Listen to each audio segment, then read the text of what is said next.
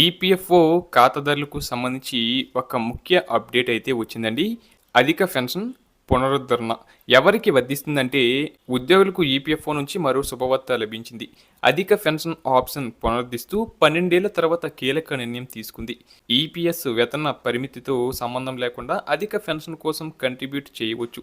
దీంతో higher pension అందుకోవచ్చు. అయితే ఈ ఆప్షన్ పీఎఫ్ ఖాతా ఉన్న ఉద్యోగులందరికీ వర్తించదు. మరి ఈ నిర్ణయంతో ఎవరికి ప్రయోజనం కలగనుంది అనే వివరాలను తెలుసుకుందాం.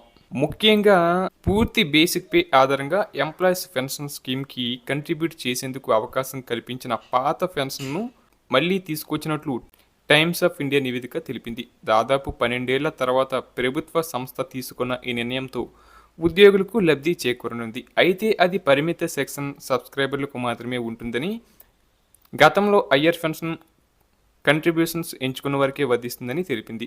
2014 సెప్టెంబర్లో ప్రావిడెంట్ ఫండ్ సంస్థ పెన్షన్ వేతనంపై పరిమితి విధించినప్పటి నుంచి చాలా కాలంగా ఉన్న గందరగోళం నేపథ్యంలో ఈపీఎఫ్ఓ ఈ నిర్ణయం తీసుకున్నట్లు నివేదిక పేర్కొంది.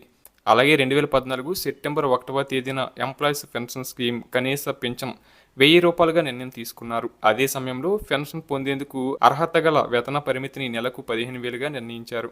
బేసిక్ శాలరీ ప్లస్ డిఏ కలిపి గరిష్టంగా 15,000 వరకు మాత్రమే ఈపీఎస్లో కంట్రిబ్యూట్ చేసి పెన్షన్ పొందేందుకు అర్హత ఉంటుంది. దీంతో నెలవారీ గరిష్ట పెన్షన్ 7,500 మాత్రమే లభించనుంది. అలాగే కొత్తగా ఉద్యోగంలో చేరిన వారు బేసిక్ శాలరీ డిఏ 15,000 పైన ఉంటే వారు తమ పూర్తి బేసిక్ పే ఆధారంగా పెన్షన్ పొందేందుకు అవకాశం ఉండదు. దీంతో వారు అధిక పెన్షన్ పొందలేకపోతున్నారు. అలాగే వేతన పరిమితి విధించినప్పటికీ 2014 సెప్టెంబర్ 1కి ముందు తమ పూర్తి బేసిక్ వేతనాలు ప్లస్ డిఏ ఆధారంగా కంట్రిబ్యూట్ చేసి అధిక పెన్షన్ పొందేందుకు ఆప్షన్ ఉండేది. సాధారణంగా ఈ ఆప్షన్ అనేది పబ్లిక్ సెక్టర్ కంపెనీల ఉద్యోగులు ఎంచుకునేవారు, అధిక మొత్తంలో కంట్రిబ్యూట్ చేసేవారు. ఈ కారణంగా చాలామంది ఉద్యోగులు అధిక పెన్షన్ పొందారు.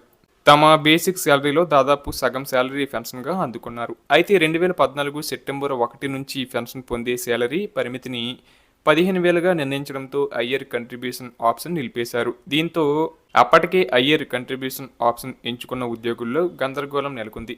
ఇక తాజాగా టైమ్స్ ఆఫ్ ఇండియా రిపోర్ట్ ప్రకారం ఉద్యోగులు తమ పూర్తి బేసిక్ శాలరీ డిఏ ఆధారంగా అధిక పెన్షన్ కోసం కంట్రిబ్యూట్ చేసి గతంలోని ఆప్షన్ పునరుద్ధరించినట్లు కేంద్ర ప్రభుత్వం క్లారిటీ ఇచ్చింది.